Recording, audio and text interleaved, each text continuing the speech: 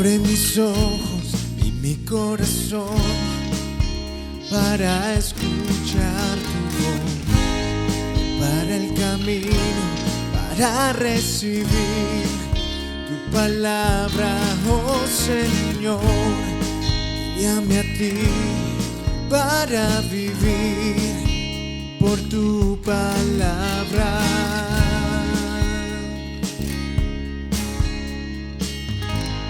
Buenos días, mis hermanos, bienvenidos a otro video de Viviendo por su Palabra, en el cual vamos a continuar estudiando lo que fue el encuentro de Jesús con los discípulos que iban camino a Emaús. Y en el segmento anterior, video anterior, nosotros vimos el encuentro de Jesús con estos discípulos. Nosotros vimos cómo Cristo fue quien se le acercó a estos discípulos. Él es quien sale a buscarlos a ellos. Nosotros vemos como cuando ellos se han desviado del camino, si somos verdaderamente hijos de Dios como eran estos hombres y son sensibles a escuchar la voz de Dios, nosotros vemos como Dios va donde ellos y los trae de vuelta. Dios es quien sale a encontrarse con aquella oveja perdida y la guía otra vez a su redil, pero esta oveja perdida necesita darse cuenta por qué está perdida, en primer lugar. Entonces lo que vemos que Jesús hace ahora, lo que vamos a ver ahora es el examen que Cristo hace al corazón de estos discípulos. Él sabía ya lo distorsionado y lo lejos que estaba el corazón de ellos de la verdad. Pero Él quería escucharlo de su boca para que ellos mismos se dieran cuenta cuando les explicara la verdad, para que ellos cayeran en cuenta lo errado que estaban.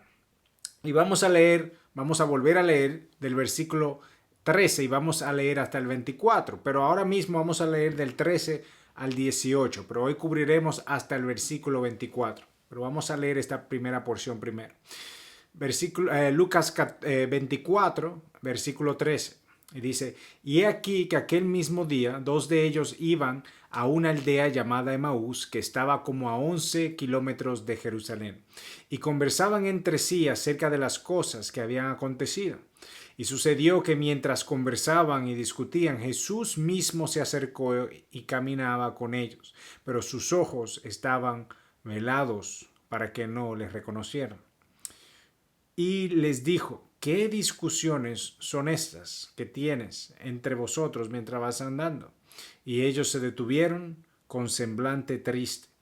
Y respondió uno de ellos llamado Cleofás y le dijo, ¿eres tú el único visitante en Jerusalén que no sabe las cosas que han acontecido en estos días? Amén. Nosotros vemos en el versículo 17 que le dijo, ¿qué discusiones son estas que ustedes tienen mientras van cantando? Y vemos cómo ellos se detienen, no continúan caminando. Y al reflexionar, su rostro cambia.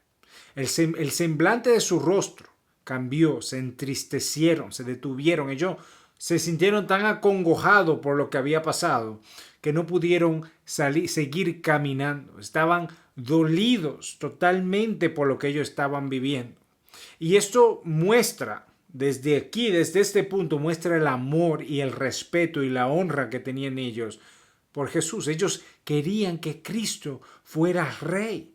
Y después de ver todas las buenas obras y la grandeza de Cristo, ellos pensaron que el reino de Dios finalmente había llegado a la tierra y les fue quitado. Porque el reino de Dios había llegado, se ha acercado, dijo Jesús. Ellos pensaban que ya, este es el reino de Dios y les fue quitado, pero ellos no entendían lo que significa el reino de Dios. Entonces, respondiendo, el versículo 18 dice, respondiendo uno de ellos, llamado Cleofás, le dijo, ¿eres tú el único visitante en Jerusalén que no sabe las cosas que en ella han acontecido en estos días? La pregunta es, ¿sabes tú, Cleofás, realmente las cosas que han sucedido en estos días? Cleofás no sabía lo que había acontecido en esos días, pero vamos a ver quién era Cleofás y por qué se menciona a Cleofás por nombre y no al otro discípulo. Cleofás, él era uno de los discípulos de Jesús, un discípulo fiel que amaba a Jesús. Él venía de una familia devota al servicio de Cristo. Él y su hijo, su esposa y su hijo amaban también a Jesús. Pero ¿quién es este Cleofás? ¿Por qué creen que se mencionan aquí a Cleofás y no al otro discípulo? Y la razón es porque él estaba casado con una de todas las Marías que se mencionan en la Biblia. Él estaba casado con una de esas Marías. ¿Y cuál era esa María? María, la madre de Jacobo, hijo de Alfeo, uno de los apóstoles de Jesús. Y la razón que digo esto es porque se cree que Cleofás y Alfeo son la misma persona. Porque la etimología hebrea de esos nombres es muy parecida. Esa es una de las razones.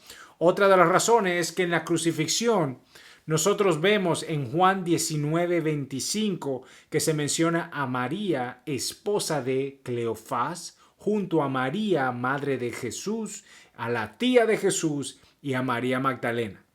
Y si nosotros vamos a Mateo 27:56, vemos a esta María otra vez siendo mencionada como la madre de Jacobo, diferenciándola de María, la esposa de Zebedeo, del otro Jacobo. O sea, Zebedeo era el padre de Jacobo y Juan.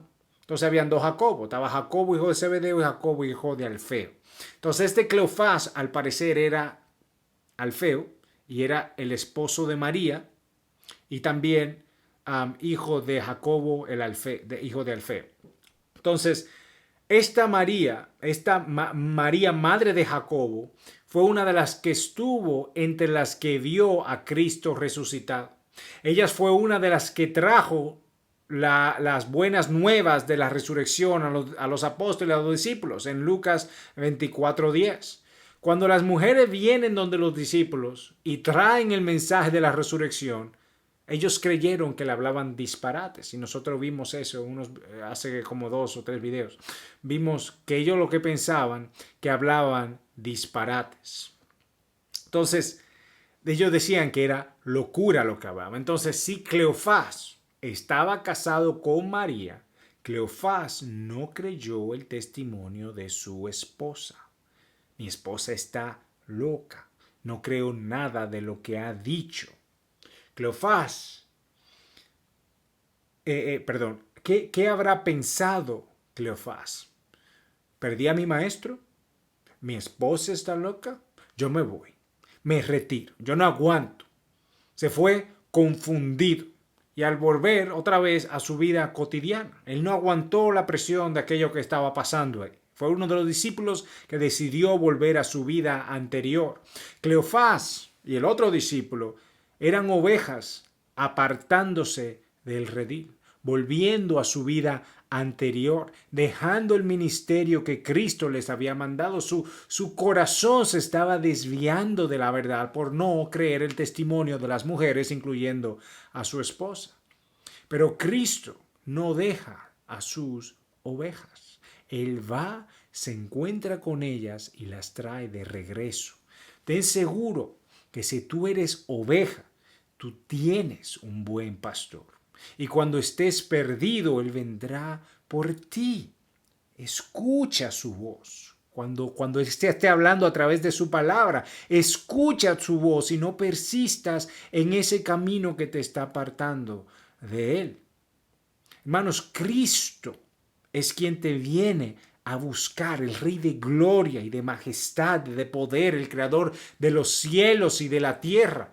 Él toma de su tiempo eterno para dedicártelo a ti a través de tu palabra, de su palabra, a través del estudio de las prédicas de hermanos que te confrontan y te guían. ¿Entiendes? Entonces la humildad y la mansedumbre de nuestro Dios. Él no tiene la necesidad de mí, pero Él sabe la necesidad y la dependencia que yo tengo de Él. Cleofás contestó entonces, le dijo a Jesús: ¿eres tú el único visitante en Jerusalén que no sabe de lo acontecido en estos días? ¿En dónde tú estabas durante la Pascua? Tú parece que eres un extranjero, no puede ser que no sepas todo aquello que había acontecido. La gente normalmente venía para la Pascua y se pasaba toda la semana. Esas personas debieron haber estado ahí. Cristo debió haber estado ahí en la Pascua celebrándola también en Jerusalén. Pero Jesús no tenía aparentemente ni idea de lo que había pasado. Eso lo decía Cleofás.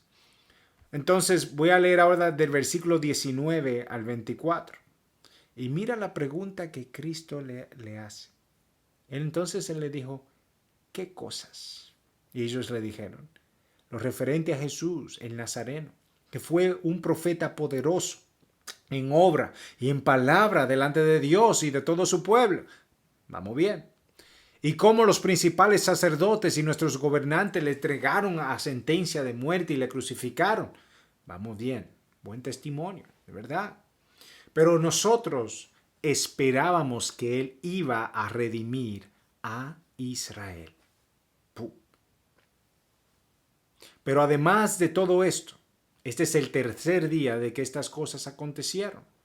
Y también algunas mujeres de entre nosotros nos asombraron, porque pues cuando fueron de madrugada al sepulcro, al no hallar su cuerpo, vinieron diciendo que también habían visto una aparición de ángeles que decía que él vivía. Versículo 24. Algunos de los que estaban con nosotros fueron al sepulcro y lo hallaron tal también como las mujeres habían dicho, pero a él no lo vieron. Mira la pregunta de Cristo. ¿Qué cosas? ¿Qué fue lo que realmente pasó? Lo primero que Cristo hace es traer luz a lo que verdaderamente había en el corazón de estos hombres. Él pregunta, ¿qué fue lo que verdaderamente ocurrió? ¿Qué es lo que tú entiendes que pasó en Israel? Él quería mostrarle a ellos que no habían entendido el mensaje salvador y la muerte y la resurrección y la gracia que Cristo vino a traer a nosotros en esa cruz. Ellos no habían entendido quién era Jesús y cuál era su propósito. Ellos vieron a Jesús como un profeta poderoso, no como a Dios mismo. Ellos pensaban que él era como Elías o Isaías o Moisés, era un gran poderoso y profeta. Era poderoso en obra, en palabra, con entendimiento inigualable. Cristo manejaba y entendía la palabra como si él mismo la hubiera escrito. El conocimiento de Jesús era como si él lo hubiera escrito, porque él fue el que la inspiró. Sus obras solamente podían venir de Dios, porque ningún profeta hizo tantas obras como hizo Cristo. Ellos no habían visto a Cristo todavía.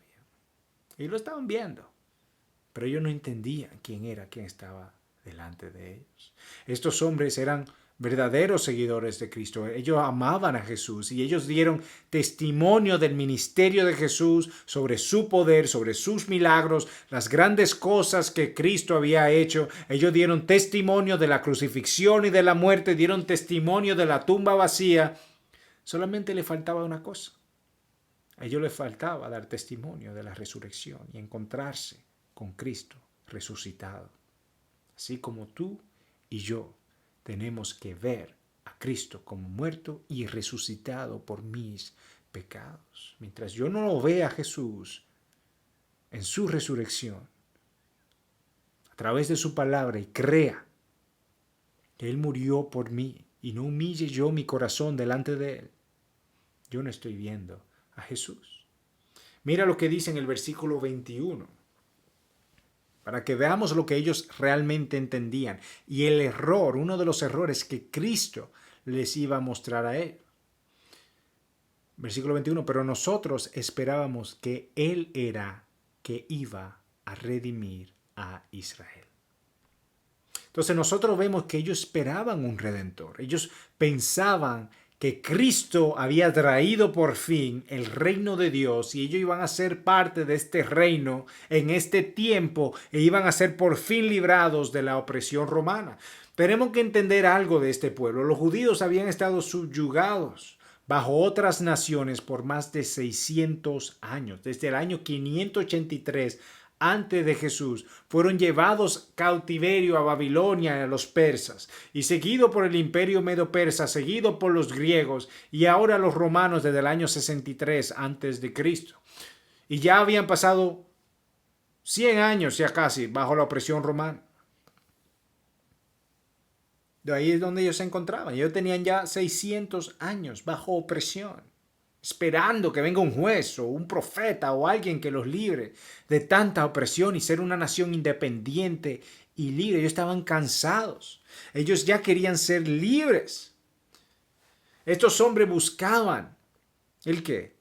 Una liberación externa de la opresión del gobierno invasor, de su condición circunstancial y temporal de sus vidas en ese momento. Ellos buscaban una salvación temporal externa. Pero Cristo buscaba una liberación interna de la opresión y el gobierno invasor del pecado, de la condición eterna de sus vidas y traer una salvación eterna y un reino eterno. Así vivimos muchos de nosotros quejándonos del gobierno, quejándonos del trabajo, de lo que nos falta en la casa, esperando que llegue una salvación externa de un presidente que arregle la situación o de un trabajo o de alguna ganancia que entre, sin darnos cuenta que todo esto es temporal y nunca debe ser lo que mueve mi corazón a hacer algo. Cuando no nos damos cuenta que cuando nosotros transformamos nuestro corazón, nosotros transformamos todo alrededor de nosotros, nuestra dependencia de Dios como nación y como individuo. Si cada persona en la nación amara y temiera a Dios, o por lo menos la mayoría, entonces la mayoría de problemas sociales desaparecen o aminoran en gran cantidad por el amor y el temor de Dios de cada uno de sus ciudadanos. La gente deja de robar, deja de mentir, deja de hurtar. El valor de la palabra otra vez toma valor, porque sabemos que Dios es a quien tenemos que dar cuenta por cada cosa que nosotros hagamos. No es a la ley, no es al hombre, y mientras mi temor esté ahí, yo nunca voy a tener temor de Dios. Mi temor, el principio de la sabiduría, es el temor a Dios. Ese es el principio. Yo tengo que tener ese temor de Dios, y cuando yo no tengo eso, entonces ahí es donde a mí no me importa hacer las cosas mal hechas, porque las estoy haciendo para el hombre y no para el que dio vida a los hombres.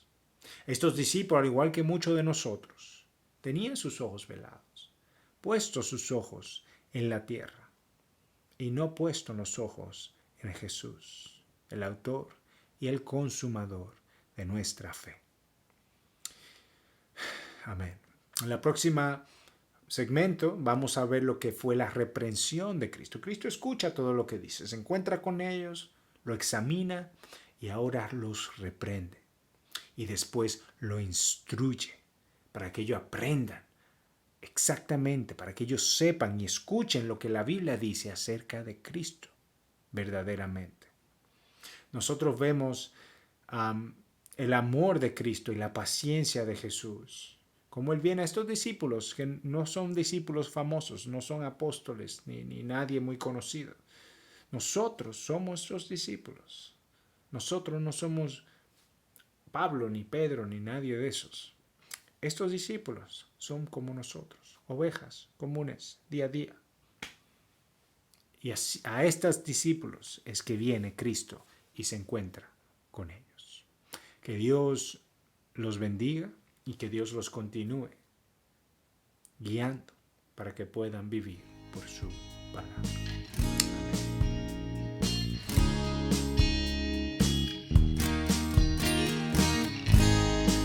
Abre mis ojos y mi corazón para escuchar tu voz, para el camino, para recibir tu palabra, oh Señor. Guíame a ti para vivir por tu palabra.